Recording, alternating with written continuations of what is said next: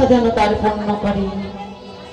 আর শঙ্কুতা এসে করেছে দান, সর্বভক্তকে দিয়েছে দান, তাই যেন ওই শঙ্কুদার সেই মানস জনম যেন ধন্য হয়।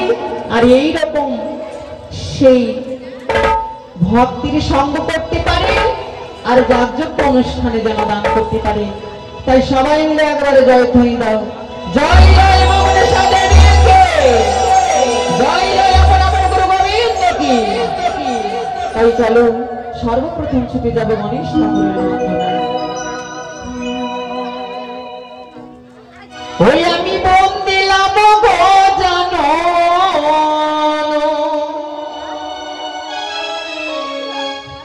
ওই আমি বন দিলাম গো জানো,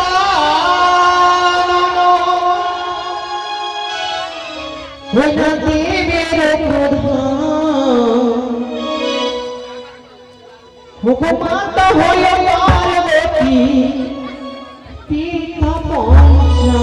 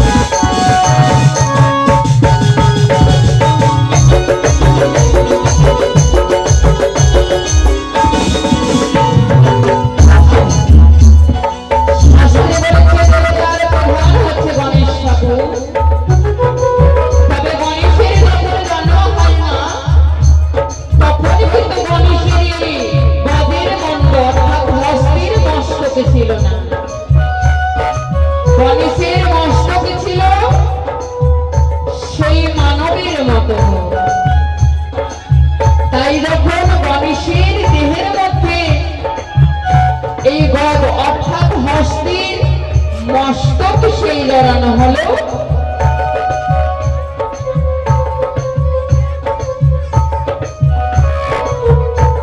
তখন থেকে তার নাম গজানন অর্থাৎ গণেশ ঠাকুর হল। তবে যখন জন্ম মাত্রই যে মানবে দেহ নিয়ে জন্মগ্রহণ করেছিল, তখন তার নাম কি ছিল? এই সব ধরনের অনেক প্রশ্ন বিতান্ত বাবা। তবে সেই দেবী দেহ ধারণ যখন করেছিল গণেশ ঠাকুর, তখন তার নামই ছিল সনাতন। এই সনাতন পরে হলো আর গজানন যখন তার মস্তকে ছেদন হয়ে গেল, গজের যখন দেহে গজের মন্ডল যখন সেই জড়ানো হলো, তখন থেকে গজানন হলো। তাই সবাই মিলে একবারে জয় ধ্বনি দাও, জয় জয় গণপতি